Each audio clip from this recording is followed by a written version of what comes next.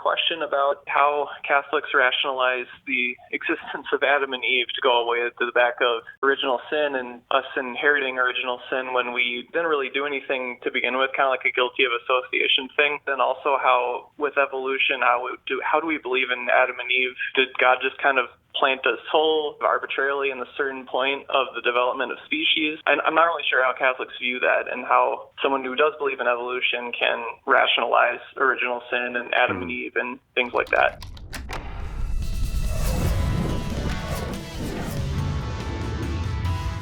So it sounds like there are two objections to the doctrine that human beings descended from an initial pair, Adam and Eve. One would be an ethical objection dealing with original sin. Why is it fair for God to punish us for somehow being involved with a sin that took place thousands of years before we were ever born? And the other is not an ethical objection, it's more of a scientific objection. How could it be the case that all human beings descended from a single pair, given fossil evidence and genetic evidence showing human evolution over time? So are those essentially the two objections that you're wondering about? Basically, yeah, and it's also like why God would sort of just decide to put a soul into a pair like that at that point in history, and why not say when it was a different form of species. Alrighty. Well, I'll take the ethical objection first. Original sin is not a sin of action. So we are not punished for original sin does not mean that we are punished for doing something. We were not involved in Adam and Eve's sin against God. Instead, original sin is a deprivation. It is a deprivation of the holiness and grace that we need in order to have friendship with God. So Adam and Eve had these preternatural gifts, this gift of friendship with God, that also protected them from things like death. And so this was given to them, and they could have passed these spiritual gifts along to their children. But because they disobeyed God, those gifts were revoked and lost, and so they could not pass them on to their children.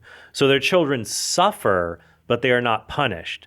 In the same way that somebody who wins a lottery might be rich, and suppose they try to cheat and win more money from the lottery. If they are caught, they might have to forfeit all of the money back. And so their descendants will be poor now.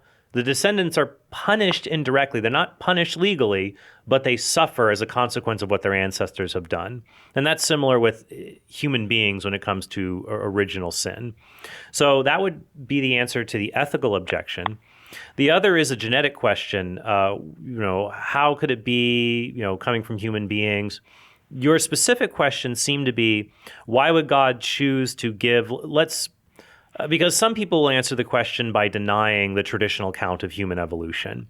That would be one way to go about responding to the objection and just say, no, all humans came from Adam and Eve who were created from the dust of the earth. If you do believe in human evolution, though, that there were hominids, Australopithecus, Homo habilis, Homo erectus, why would God pick one point and he would give, let's say he picked two individuals and gave them immortal souls so that their offspring would continue to have an immortal soul given to them? Why would he pick it at one time versus another?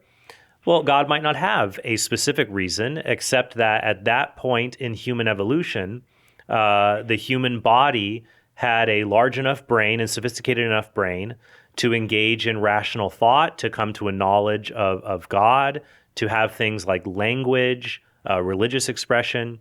And so humans now had the ability to relate with God that, a jellyfish could not. They have these rational abilities now that were raised to supernatural life with these preternatural gifts that God gave, but were then subsequently lost.